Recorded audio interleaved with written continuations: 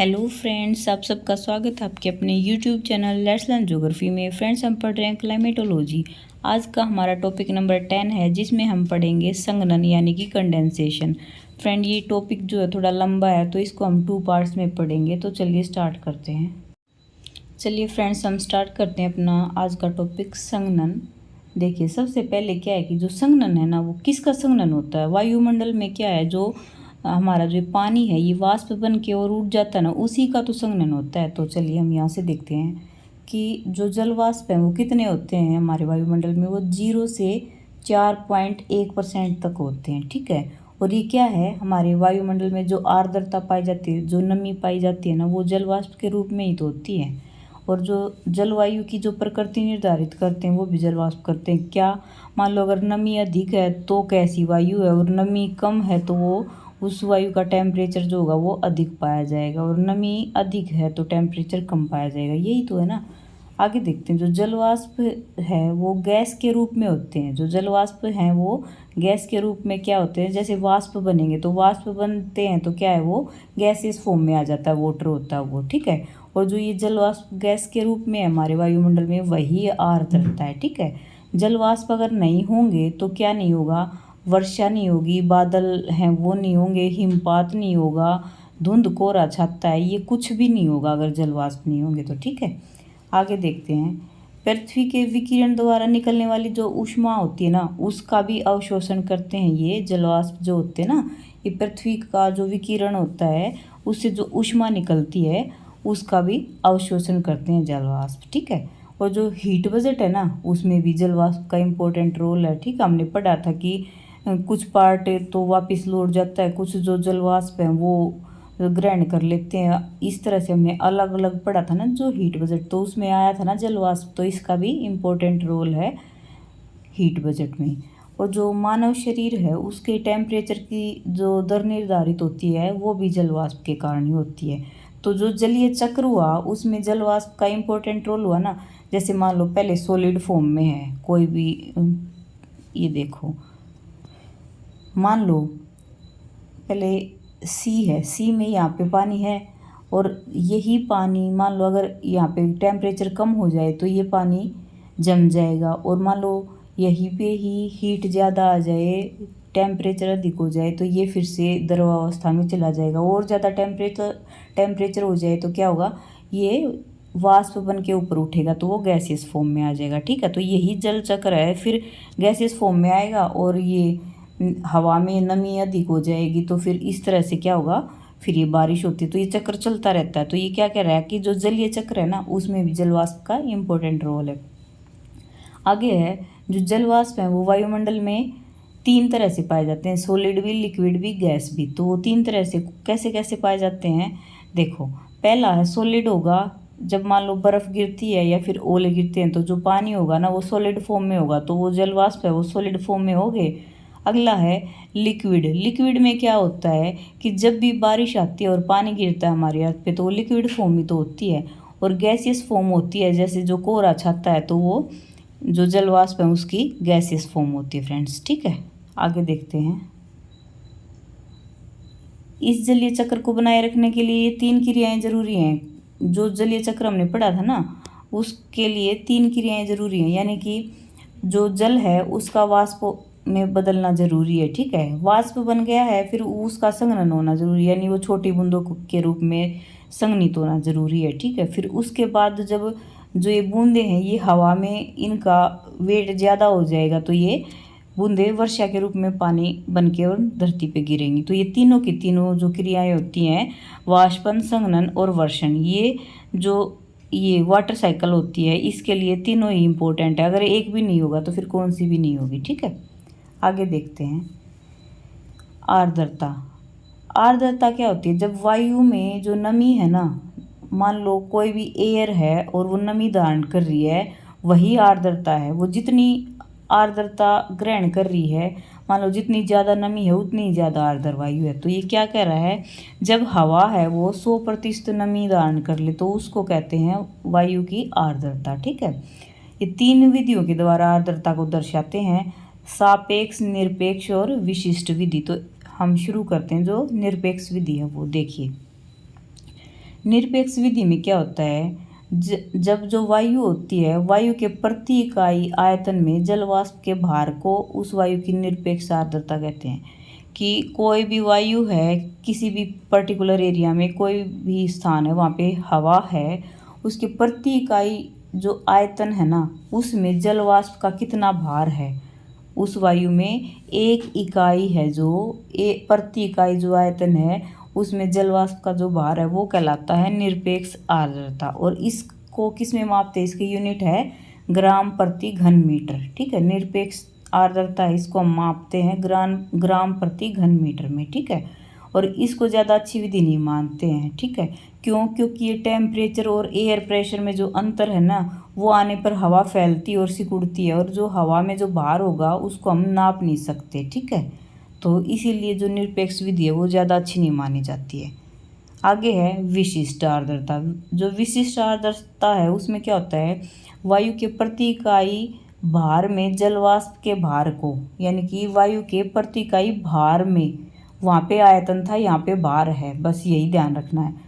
वायु के प्रति इकाई भार में जल वाष्प के भार को हम क्या कहते हैं, विशिष्ट आर्द्रता कहते हैं। और इसको ग्राम प्रति किलोग्राम में मापते हैं। ठीक है, ग्राम प्रति किलोग्राम में मापते हैं, और ये सबसे ज़्यादा अच्छी नहीं मानी जाती। जैसे वो ज़्यादा अच्छी नहीं थी ना, लेकिन उससे बेटर मानी जाती है विशिष्ट। जो ये थी निरपेक्ष थी ना, उससे बेटर मानी जाती है विशिष्ट। ठीक है, आगे देखते हैं सापेक्षित या फिर सापेक्ष आर्द्रता। इसमें क्या है कि किसी भी तापमान पर वायु के एक निश्चित आयतन में उपस्थित जल वाष्प की मात्रा और उसी टेम्परेचर पर उसी वायु के जल वाष्प धारण करने की क्षमता के अनुपात को सापेक्षित आर्द्रता कहते हैं।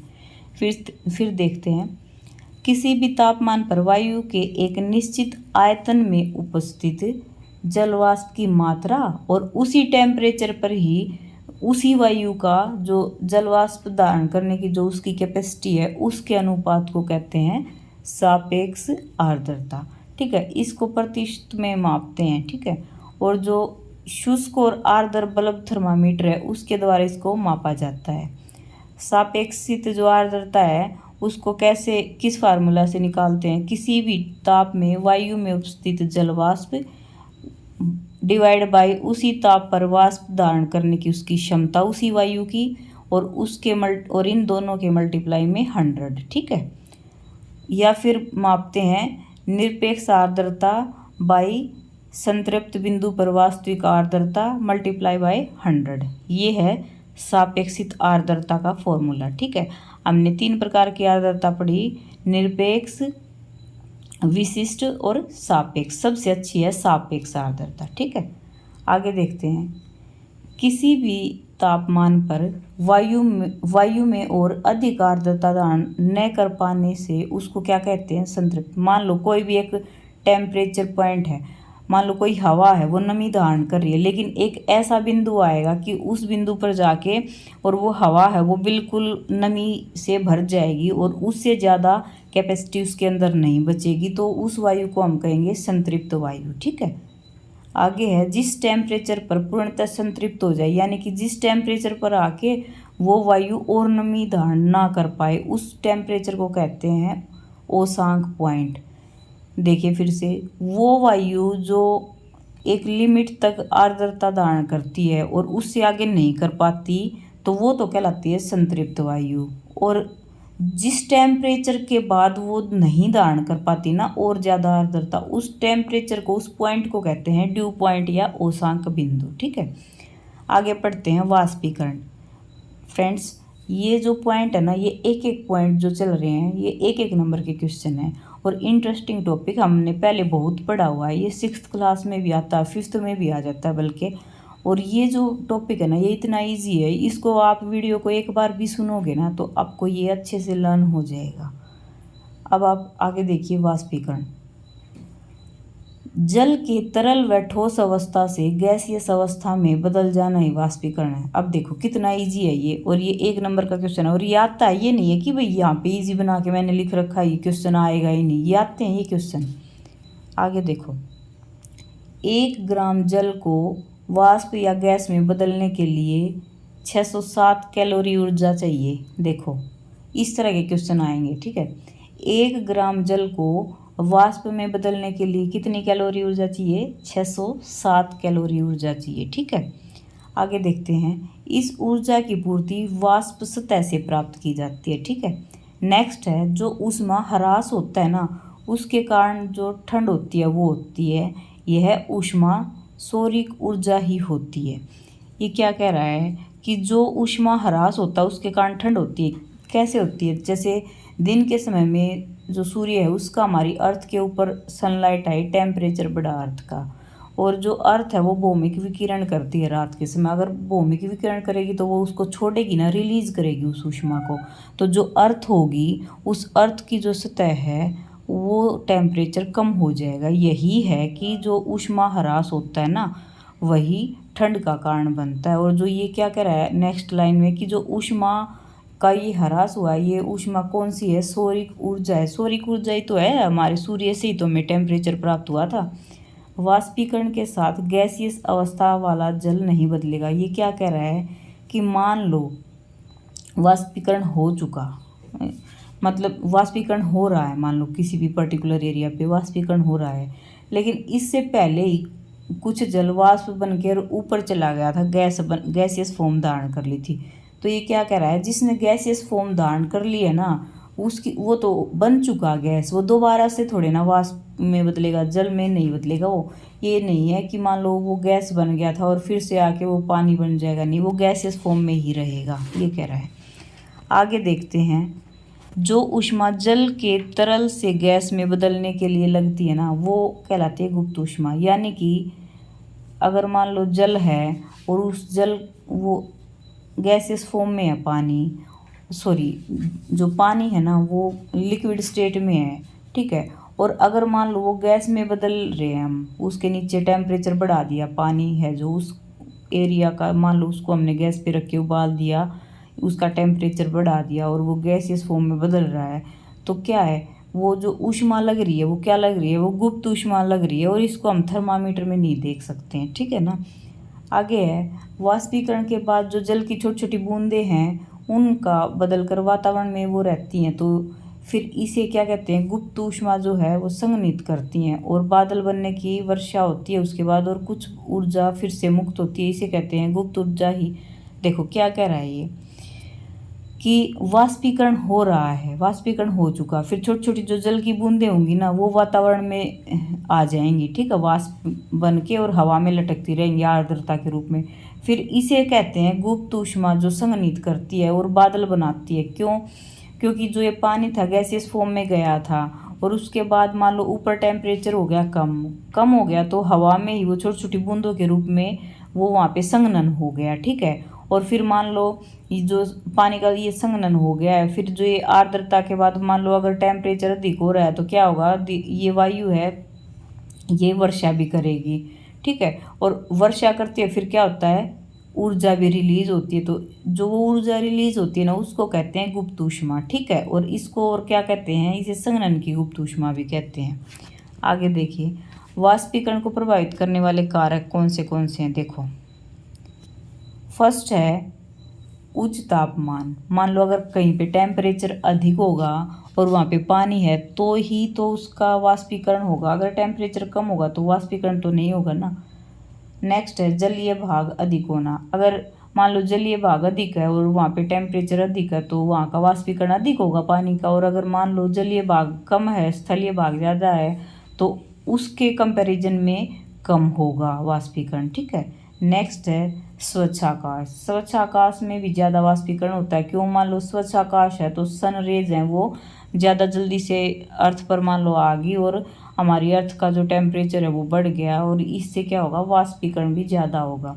नेक्स्ट है तेज़ हवा। तेज़ हवा भी ज़्यादा वाष्पीकरण करती है। जो शुष्क हवा होगी, फिर शुष्क हवा जो होती है ना वो क्या है, उसमें नमी कम है तो वो अधिक नमी धारण कर सकती है। अगर मान लो शुष्क हवा कहीं पे है और वहाँ पे जो वाष्पीकरण हो गया तो वो ज़्यादा देर तक नमी को धारण कर सकेगी। ठीक है, आगे है ये है रुद्धोष्म ताप परिवर्तन। इसमें क्या होता है कि किसी भी क्रिया द्वारा वायु ऊपर उठती है ना, तो वह वायु दाब के कारण ऊपर उठती है, फिर ऊपर जाके क्या है, टेम्परेचर अधिक है वो फैल जाएगी और प्रति इकाई में जो ऊष्मा फिर घटती है और तापमान कम होता है। जब वह नीचे उतरती है तो घर्षण के कारण वो गर्म होती है और सिकुड़ जाती है। ठीक है, तो हवा के ताप में होने वाला जो ये परिवर्तन हुआ है ना, कि देखो जब भी जो किसी क्रिया के द्वारा जो हवा है वो ऊपर उठी, मान लो टेम्परेचर अधिक हो गया, हवा हल्की होके ऊपर उठेगी। हवा मान लो टेम्परेचर अधिक हुआ है तो जो वायु दाब है वो कम होगा, वायु दाब कम होगा और टेम्परेचर अधिक होगा तो वो फैलेगी फिर। ठीक है, हवा फैलेगी क्योंकि बोझ नहीं था उसमें, वायु दाब कम था। फैलने के बाद क्या होगा कि प्रति इकाई में जो ऊष्मा होती है ना वो घट जाती है। तो क्या हुआ, ये परिवर्तन हुआ ना इसके टेम्परेचर में, इसी को ही कहते हैं, इसको क्या कहते हैं, रुद्धोष्म ताप परिवर्तन। की किसी भी एरिया की जो हवा थी वो गर्म होके ऊपर उठ गई, ऊपर उठी तो वो फैल गई। क्यों? क्योंकि एयर प्रेशर कम था। तो पहले तो वो ज़्यादा, उसका एयर प्रेशर ज़्यादा था और टेम्परेचर कम था तो वो ज़्यादा फैली हुई नहीं थी। उसके बाद उसका ताप बढ़ा ना तो वो फैल गई। तो ये क्या कहलाया, रुद्धोष्म ताप परिवर्तन कहलाया ये। ठीक है, आगे देखो ये क्या कह रहा है कि रुद्म जमा ऊष्मा। तो क्या, रुद्म का मतलब है रुकी हुई, ऊष्मा यानी कि ताप, तो रुकी हुई ऊष्मा को ही रुद्मोष्म बोलते हैं। ठीक है, अब आगे है संतृप्त वायु में ऊंचाई के साथ जो टेम्परेचर है वो गिरने लगता है। ठीक है, सॉरी ये क्या कह रहा है, संतृप्त वायु में ऊंचाई के साथ टेम्परेचर गिरने की जो दर है वो अधिक है, वही है, सेम है। ठीक है, कैसे, जो संतृप्त वायु होगी वो ऊंचाई पर जाएगी, तो संतृप्त यानी कि वो नमी से भरी हुई है, अब वो इससे ज़्यादा नमी ग्रहण नहीं कर सकती है। ठीक है ना, तो ऊंचाई पर जब वो जाएगी जो नमी से भरी हुई है, और अगर मान लो वहाँ पे टेम्परेचर अधिक है तो जो वो टेम्परेचर वहाँ का उस हवा के संपर्क में आके वो गिरेगा ना, यही तो कह रहा है। आगे देखो, जो ये रुद्धोष्म जो ताप परिवर्तन है वो दो प्रकार का है। ठीक है, पहला देखते हैं, ये है आर्द्र रुद्धोष्म ताप परिवर्तन। देखो ये इस तरह से क्वेश्चन आ सकता है ना कि ये रुद्धोष्म ताप परिवर्तन कितने प्रकार का होता है, दो प्रकार का। ठीक है, आगे देखो, जो ये आर्द्र रुद्धोष्म ताप परिवर्तन है इसमें क्या होता है कि ऊपर उठी हुई जो संतृप्त वायु है उसमें टेम्परेचर की जो परिवर्तन दर है 100 मीटर की ऊंचाई पर 0.5 डिग्री सेल्सियस और 1000 मीटर की ऊंचाई पर 5 डिग्री सेल्सियस होती है। यही क्या कहलाती है, आर्द्र रुद्धोष्म ताप परिवर्तन कहलाती है। ये कह रहा है कि जो हवा जो संतृप्त वायु है जो वो ऊपर उठती है और 100 मीटर पर जाती है तो उसका जो टेम्परेचर है वो 0.5 डिग्री, और 1000 मीटर पर पहुंचती है तो उसका टेम्परेचर 5 डिग्री सेल्सियस होता है। ठीक है, ये परिवर्तन दर होती है इसमें, इसी को ही बोलते हैं आर्द्र रुद्धोष्म ताप परिवर्तन। आगे है शुष्क रुद्धोष्म ताप परिवर्तन। इसमें क्या है कि 100 मीटर की ऊंचाई पर तो 1 डिग्री सेल्सियस और 1000 मीटर की ऊंचाई पर 10 डिग्री सेल्सियस जो ताप बदलता है असंतृप्त वायु का, वही कहलाता है शुष्क रुद्धोष्म। ठीक है, इसमें तो संतृप्त वायु का था और इसमें है असंतृप्त वायु का, यानी कि ये थी आर्द्र और ये है, इसमें आर्द्रता या नमी नहीं है। ठीक है, आगे देखते हैं संघनन। संघनन क्या है फ्रेंड्स, जल, जैसे जो जल होगा वो गैसियस फॉर्म में है और वो फिर बूंदों के रूप में आ जाए, यही तो संघनन है ना। चलिए फिर भी हम एक बार इसको देख लेते हैं। जब जल गैस से द्रव अवस्था में बदल जाए यही कहलाता है द्रवण या फिर संघनन। ठीक है, आगे है जब आर्द्र हवा ठंडी होती है तो ये जल वाष्प धारण नहीं कर पाती। क्यों? क्योंकि ये पहले से ही आर्द्र है और ठंडी है, यानी कि इसमें जल वाष्प तो ज़्यादा है। एक विशेष ताप पर पहुंचकर ये संतृप्त हो जाती है। ठीक है, और उस तापमान को कहते हैं ओसांक। ओसांक पर जो वायु की आर्द्रता है वो होती है 100%, यानी कि संपूर्णतः संतृप्त। तो ये क्या कह रहा है कि देखो, मान लो कोई हवा है वो आर्द्र है, यानी कि वो ठंडी है, नमी से भरी हुई है, तो वो और ज़्यादा जल वाष्प ग्रहण नहीं कर पाएगी क्योंकि उसमें बहुत ज़्यादा वेट हो गया है और इससे ज़्यादा उसकी कैपेसिटी नहीं है। ठीक है, तो एक विशेष टेम्परेचर पर पहुंचकर वो संतृप्त हो गई, यानी कि अब उसमें और ज़्यादा नमी धारण करने की क्षमता नहीं बची। उस टेम्परेचर को तो हम बोलते हैं ओसांक पॉइंट या ओसांक बिंदु। ठीक है, जहाँ पर जिसके बाद वो और नमी धारण नहीं कर सकती वो वायु, वो कहलाएगा ओसांक बिंदु। और जो ओसांक पर जब वायु की जो आर्द्रता 100% हो गई ना, तो ये कहलाती है कि वो वायु पूर्णतः संपूर्णतः संतृप्त हो गई। ठीक है।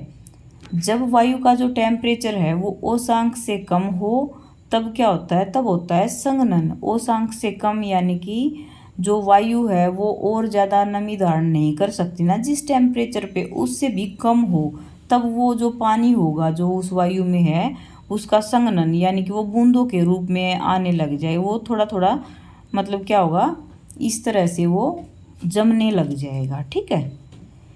ठोस कण, नमक कण, धूल के कण, ये सभी जो होते हैं ना, ये आर्द्रता को आकर्षित होकर आर्द्रता की ओर और उसके चारों ओर चिपक जाते हैं। ये कण आर्द्रता ग्राही कण भी कहलाते हैं और संघनन होता है। जैसे देखो, कोई भी हवा थी, उस हवा में क्या हो गया कि वो इतनी ज़्यादा संतृप्त होगी कि इससे ज़्यादा और वो नमी धारण नहीं कर सकती है। फिर क्या हुआ, उसके बाद है ना, मान लो वो ऐसे पॉइंट पे पहुंची, वो ऐसे एरिया में पहुंची जहाँ पे उसके नमी धारण करने से भी ज़्यादा कम टेम्परेचर है, और वो कम टेम्परेचर है ना, तो वो जितनी भी नमी धारण कर रही है वो धीरे धीरे बूंदों के रूप में जमने लग जाएगी और उसके चारों ओर चिपकने लग जाएंगे धूल कण, ठोस कण, नमक और जो ये धुएं के कण थे ना, ये और ये जो कण है ये कहलाते हैं आर्द्रता ग्राही कण। और इसी प्रकार से होता है ये संघनन। और जो संघनन में जो ऊष्मा मुक्त होती है ना, उसको कहते हैं गुप्त ऊष्मा। ठीक है। आगे देखते हैं संघनन को प्रभावित करने वाले कारक। देखो, फर्स्ट है वायु के तापमान का ड्यू पॉइंट से नीचे जाना होगा तभी संघनन होगा। यानी कि जो भी वो वायु थी, वो वायु जब नमी धारण किए हुए थी और वो उस संतृप्त वायु थी, इससे ज़्यादा वो नमी धारण नहीं कर सकती थी, वो वायु जब ड्यू पॉइंट से नीचे यानी कि वो जो टेम्परेचर होगा उस हवा का वो ड्यू पॉइंट से भी नीचे चला जाएगा ना, तभी संघनन होगा। ठीक है। आगे है वायु की सापेक्षित आर्द्रता बढ़ना। इससे वायु संतृप्त होती है और संघनन होता है। सापेक्षित आर्द्रता बढ़ती है यानी कि जो वो संतृप्त वायु है ना, उसने इतनी ज़्यादा नमी धारण कर ली है कि इससे ज़्यादा वो और नमी धारण नहीं कर पाएगी। उसके बाद क्या होगा, वो ड्यू पॉइंट से नीचे उसका टेम्परेचर चला जाए और तब होगा संघनन। ये 2 पॉइंट है प्रभावित करने वाले। आगे देखिए, जो संघनन के विभिन्न रूप हैं वो पढ़ते हैं हम। संघनन के विभिन्न रूपों में क्या क्या पढ़ते हैं, ओस, पाला, कोहरा, धुंध, वर्षण, ये सभी चीज़ें हैं। ये संघनन के विभिन्न रूप हैं फ्रेंड्स। तो हम सबसे पहले देखते हैं ओस। ओस में क्या है, देखो हम है ना, ओस, धुंध, कोहरा, जैसे धुंध छाती है, कोहरा छाता है, हम बोलते हैं लोकल जैसे ऐसे ही कि भाई धुंध पड़ रही है, कोहरा छा रहा है, लेकिन हमें ना ये नहीं पता कि धुंध और कोहरे में भी डिफरेंस होता है। वो आगे आएगा, हम पढ़ेंगे। बड़ा ही इंटरेस्टिंग टॉपिक है ये। देखो, ओस। ओस में क्या है कि जब सर्दी में जब आकाश साफ होने पर जो भौमिक विकिरण तेजी से होने लगता है तो क्या होता है, जो पृथ्वी का धरातल होगा ना वो ठंडा हो जाएगा।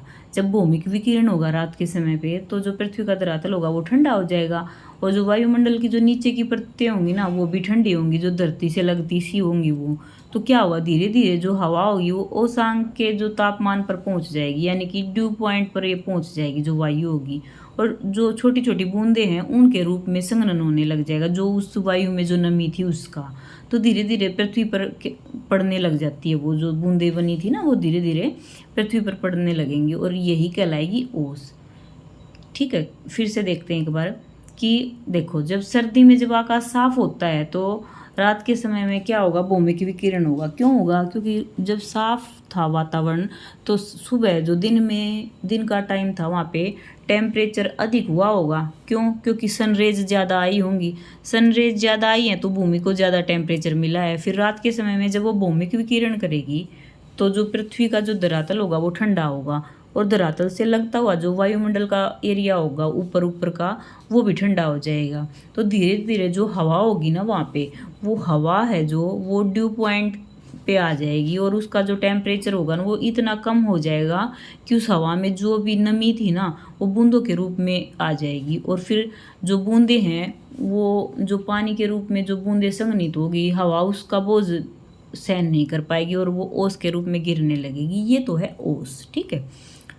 ये कब होती है, जब लंबी रातें होती हैं, आकाश साफ होता है, शांत वायु होनी चाहिए, सापेक्षित आर्द्रता अधिक होनी चाहिए और जो ओसांक है वो हिमांक से ऊपर हो और पेड़ पौधों के वाष्पीकरण द्वारा जो भौमिक विकिरण से जो ओस है वो वाष्पीकरण जो ओस है वो पड़ती हो तब होता है ये ओस बनती है। ठीक है, कब कब? जब लंबी रातें होती है, आकाश साफ होता है, शांत वायु होती है, सापेक्षित आर्द्रता दर होती है और जो पेड़ पौधों से जो वाष्पीकरण होता है वो भौमिक विकिरण से जो ओस पड़ती है वो होनी चाहिए। तो इस तरह से बनती है ओस।